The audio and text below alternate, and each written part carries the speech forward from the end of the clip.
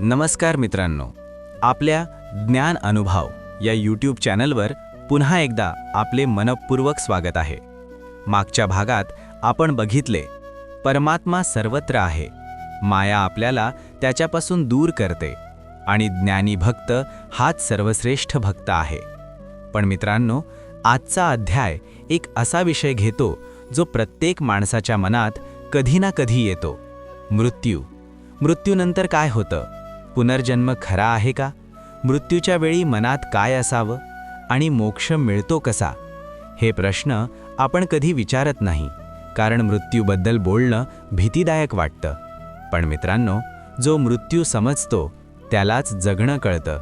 आजचा अध्याय आहे अक्षर ब्रह्मयोग आणि आज श्रीकृष्ण सांगणार आहेत ब्रह्म, अध्यात्म, कर्म म्हणजे काय, मृत्यूच्या वेळी काय होतं, शुक्ल मार्ग आणि कृष्ण मार्ग कोणते आणि परमात्म्याला कसं मिळवायचं. मित्रांनो, हा अध्याय तुमच्या मृत्यूच्या भीतीला कायमचं दूर करेल. तर चला सुरू करूया.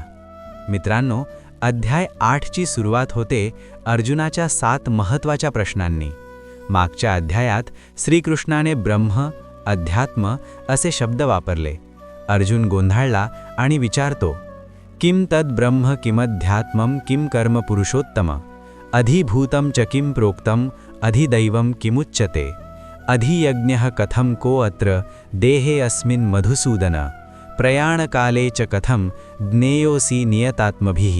म्हणजे अर्जुन विचारतो, पहिला प्रश्न ब्रह्म म्हणजे काय, दुसरा प्रश्न अध्यात्म म्हणजे काय, तिसरा प्रश्न कर्म म्हणजे काय, चौथा प्रश्न अधिभूत म्हणजे काय, पाचवा प्रश्न अधिदैव म्हणजे काय, सहावा प्रश्न या शरीरात अधियज्ञ कोण, सातवा प्रश्न मृत्यूच्या वेळी तुम्हाला कसं जाणायचं. मित्रांनो, हे 7 प्रश्न म्हणजे संपूर्ण तत्त्वज्ञानाचा सारांश आहे आणि श्रीकृष्ण एक एक प्रश्नाचं उत्तर देतात. ब्रह्म, अक्षर, अविनाशी परमतत्व. अध्यात्म, प्रत्येक प्राण्यातला स्वभाव म्हणजे आत्मा. कर्म, नवीन सृष्टी निर्माण करणारी शक्ती. अधिभूत, नाशवंत भौतिक सृष्टी. अधिदैव, हिरण्यवय पुरुष म्हणजे परमात्म्याचं दैवी रूप. अधियज्ञ, या शरीरात मीच श्रीकृष्ण आहे. मित्रांनो, हे सगळं ऐकायला कठीण वाटतं, पण सोप्या भाषेत सांगतो. परमात्मा एकच आहे, तो वेगवेगळ्या रूपांत वेगवेगळ्या नावांनी ओळखला जातो. मित्रांनो, आता येतो अध्यायाचा सर्वात महत्त्वाचा भाग. 7व्या प्रश्नाचं उत्तर देताना श्रीकृष्ण सांगतात, जगातलं सर्वात मोठं रहस्य. अंतकाले च मामेव स्मरन् मुक्त्वा कलेवरम यह प्रयाती समद्भावम याती नास्त्यत्र संशयः. मित्रांनो, हे वाक्य लक्षात ठेवा. याचा अर्थ अंतकाळी म्हणजे मृत्यूच्या वेळी जो माझाच स्मरण करत शरीर सोडतो तो माझ्याच भावाला, माझ्याच स्वरूपाला जातो, यात संशय नाही. मित्रांनो, मृत्यूच्या वेळेचा विचार महत्त्वाचा आहे, पण हे फक्त मृत्यूच्या वेळी नाही, त्यासाठी संपूर्ण आयुष्यभर सराव लागतो. आणि म्हणूनच श्रीकृष्ण सांगतात, यम यम वापी स्मरण भावम त्यजती अंते कलेवरम तम तम एवैती कौंतेय सदा तद्भाव भावितः.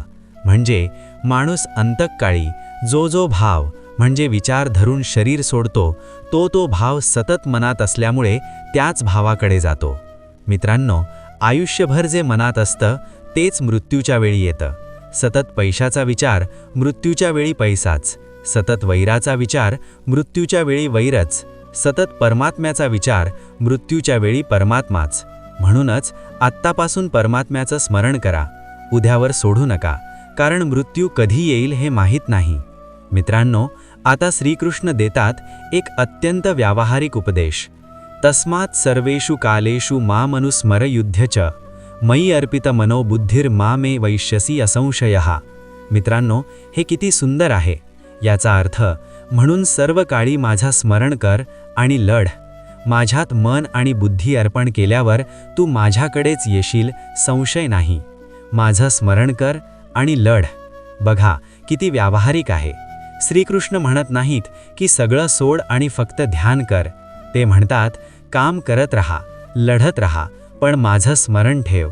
मित्रांनो, हे आपल्या आयुष्यात कसं करायचं? सकाळी उठताना 1 मिनिट डोळे मिटा, परमात्म्याचं नाव घ्या.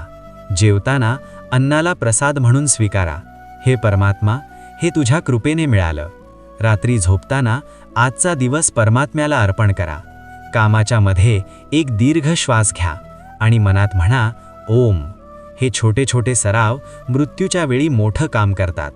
मित्रांनो, आता श्रीकृष्ण सांगतात एक अत्यंत महत्त्वाचा मंत्र. ओम इत्येकाक्षरं ब्रह्म व्याहरन् मामनुस्मरन् यः प्रयाति त्यजन देहम स याति परमाम गतिम. मित्रांनो, हे वाक्य लक्षात ठेवा. याचा अर्थ ओम हे एकाक्षर ब्रह्म उच्चारत, माझं स्मरण करत जो शरीर सोडतो तो परमगतीला जातो. ओम हे परमात्म्याचं नाव आहे. मित्रांनो, ओम हा फक्त एक शब्द नाही, हे संपूर्ण विश्वाचा नाद आहे. आधुनिक विज्ञानही सांगतं संपूर्ण विश्वात एक कंपन आहे, एक फ्रिक्वेन्सी आहे. ती फ्रिक्वेन्सी म्हणजेच ओम आहे. जेव्हा आपण ओम म्हणतो तेव्हा आपण त्या विश्वनादाशी जोडतो. रोज सकाळी 3 वेळा ओम म्हणा, शांतपणे, हळुवारपणे, आणि अनुभवा कसा फरक पडतो. मित्रांनो, आता श्रीकृष्ण सांगतात परमात्म्याला कसं मिळवायचं. अभ्यास योग युक्तेन चेतसा नान्यगामिना परमं पुरुषं दिव्यं याती पार्थानुचिंतयन. म्हणजे अभ्यास योगाने युक्त, इतरत्र न जाणाऱ्या चित्ताने परम दिव्य पुरुषाचं चिंतन करत तो त्याला प्राप्त करतो. अभ्यास योग म्हणजे सतत सराव. मित्रांनो, कोणतीही गोष्ट सरावाने जमते. लहान मुलाला सायकल चालवायला शिकायला आधी किती पडावं लागतं, पण सराव केला की जमतं. तसंच मन परमात्म्यावर केंद्रित करायला आधी जमत नाही, पण रोज सराव केला की जमतं. आणि मग श्रीकृष्ण सांगतात कविं पुराण मनुशासितारम अणोरणीयांस मनुस्मरेद्यः सर्वस्य धातारम अचिंत्य रूपम आदित्य वर्णम तमसः परास्तात. म्हणजे जो सर्वज्ञ, पुरातन, नियामक, अणुपेक्षाही सूक्ष्म, सर्वांचा धारण करणारा, अचिंत्य रूप, सूर्यासारखा प्रकाशमान, अंधाराच्या पलीकडे असलेला त्याचं स्मरण करावं. मित्रांनो, परमात्मा कसा आहे? अणुपेक्षाही सूक्ष्म, इतका लहान की डोळ्यांनी दिसत नाही. अंधाराच्या पलीकडे म्हणजे ज्ञानाचा स्रोत, सूर्यासारखा प्रकाशमान, जो सर्व जगाला प्रकाश देतो. हाच परमात्मा आपल्या आत आहे. मित्रांनो, आता श्रीकृष्ण सांगतात मृत्यूच्या वेळी योगी काय करतो. सर्व द्वाराणी संयम्य मनोहृदी निरुध्य च मूर्धन्याधाय आत्मनः प्राणम आस्थितो योगधारणाम. म्हणजे सर्व इंद्रियांचे द्वार बंद करून, मन हृदयात रोखून, आपला प्राण मस्तकात स्थापन करून योगधारणेत स्थिर होऊन. मित्रांनो, हे वाचताना कठीण वाटतं, पण याचा अर्थ समजून घेऊ. मृत्यूच्या वेळी सर्व इंद्रिये बंद होतात, डोळे दिसेनासे होतात, कान ऐकेनासे होतात. त्यावेळी मन हृदयात केंद्रित करायचं आणि प्राण हळूहळू वर नेत मस्तकाच्या शिखरात स्थापित करायचं. हाच योगाचा मृत्यूच्या वेळचा सराव आहे. पण हे मृत्यूच्या वेळी एकाएकी जमत नाही. आयुष्यभर ध्यानाचा सराव केला तरच मृत्यूच्या वेळी जमतं. आणि मग श्रीकृष्ण सांगतात यह प्रयाती त्यजन देहम स याती परमाम गतिम. म्हणजे जो असा शरीर सोडतो तो परमगतीला जातो. परमगती म्हणजे मोक्ष, पुनर्जन्माच्या चक्रातून सुटका. मित्रांनो, आता श्रीकृष्ण सांगतात मृत्यूनंतरचे 2 मार्ग. हे सांगताना ते म्हणतात अग्निर्ज्योतिरः शुक्लः षण्मासा उत्तरायणम तत्र प्रयाता गच्छन्ति ब्रह्म ब्रह्मविदो जनः. म्हणजे अग्नी, ज्योती, दिवस, शुक्ल पक्ष, उत्तरायणाचे 6 महिने या मार्गाने जाणारे ब्रह्मज्ञानी ब्रह्माला प्राप्त होतात. हा शुक्ल मार्ग, उज्ज्वल मार्ग, देवयान या मार्गाने गेलेले परत येत नाहीत. आणि दुसरा मार्ग धूमो रात्रीस्तथा कृष्णः षण्मासा दक्षिणायनम तत्र चांद्रमसम ज्योतिर योगी प्राप्य निवर्तते. म्हणजे धूर, रात्र, कृष्णपक्ष, दक्षिणायनाचे 6 महिने या मार्गाने जाणारा योगी चंद्रलोकाचं तेज मिळवून परत येतो. हा कृष्ण मार्ग, पितृयान या मार्गाने गेलेले पुन्हा जन्म घेतात. मित्रांनो, हे समजून घेऊ. शुक्ल मार्ग ज्ञान, प्रकाश, जागृतीने भरलेला. जो परमात्म्याचं ज्ञान घेऊन मृत्यूला सामोरं जातो तो मोक्षाला जातो, परत येत नाही. कृष्ण मार्ग अज्ञाना अंधाराने भरलेला. जो फळाच्या इच्छेने कर्म करतो तो स्वर्गात जातो, पण पुण्य संपलं की परत येतो.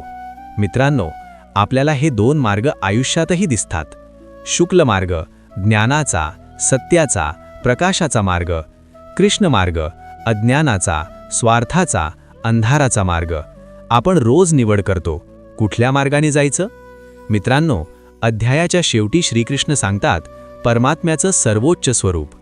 वेदेषु यज्ञेषु तपस्वु चैव दानेषु यत् पुण्यफलं प्रदिष्ठम अत्येति तत्सर्वमिदं विदित्वा योगी परम स्थानमुपैति चाद्यम. मित्रांनो, हे अध्यायाचं शेवटचं वाक्य. याचा अर्थ वेद, यज्ञ, तपस्या आणि दान यांनी जे पुण्यफळ सांगितलं आहे ते सगळं ओलांडून हे जाणून घेतलेला योगी परम आदी स्थानाला जातो. मित्रांनो, हे किती मोठं सांगितलं. वेद वाचले पुण्य मिळतं, यज्ञ केला पुण्य मिळतं, तपस्या केली पुण्य मिळतं, दान दिलं पुण्य मिळतं. पण परमात्म्याचं ज्ञान हे सगळ्या पुण्याच्याही पलीकडे नेतं. म्हणजे जे पुण्य वेद, यज्ञ, तपस्या आणि दान मिळवून देत नाहीत ते परमात्म्याचं ज्ञान मिळवून देतं. ज्ञान हेच सर्वोच्च आहे. आणि मित्रांनो, हे ज्ञान कुठे मिळतं? शास्त्रात मिळतं, गुरुकडून मिळतं, ध्यानात मिळतं आणि श्रीमद भगवद्गीतेत मिळतं. तुम्ही हे व्हिडिओ पाहत आहात याचा अर्थ तुम्ही त्या ज्ञानाच्या मार्गावर आहात. अभिनंदन मित्रांनो. मित्रांनो, आजचा अध्याय 8 अक्षर ब्रह्मयोग आपल्याला सांगतो मृत्यू भीतीदायक नाही. मृत्यू एक प्रवास आहे. आयुष्यभर परमात्म्याचं स्मरण केलं तर मृत्यूही उत्सव बनतो. पुढच्या भागात आपण पाहणार आहोत अध्याय 9 राजविद्या राजगुह्ययोग. सर्वात गुप्त ज्ञान कोणतं? परमात्मा सर्वत्र कसा आहे? आणि भक्तीची सर्वोच्च पातळी कोणती? हे सगळं पुढच्या भागात. जर हा व्हिडिओ तुम्हाला आवडला असेल तर लाईक करा, शेअर करा आणि ज्ञान अनुभवी या यूट्यूब चॅनलला सबस्क्राईब करायला विसरू नका. तुमच्या मनात काही प्रश्न असतील तर कमेंटमध्ये नक्की लिहा. मी प्रत्येक कमेंटला उत्तर देण्याचा प्रामाणिक प्रांजल प्रयत्न करेन. भेटूया पुन्हा पुढच्या भागात. इति श्रीमद् भगवद्गीता अध्याय 8 अक्षर ब्रह्मयोग संपूर्ण.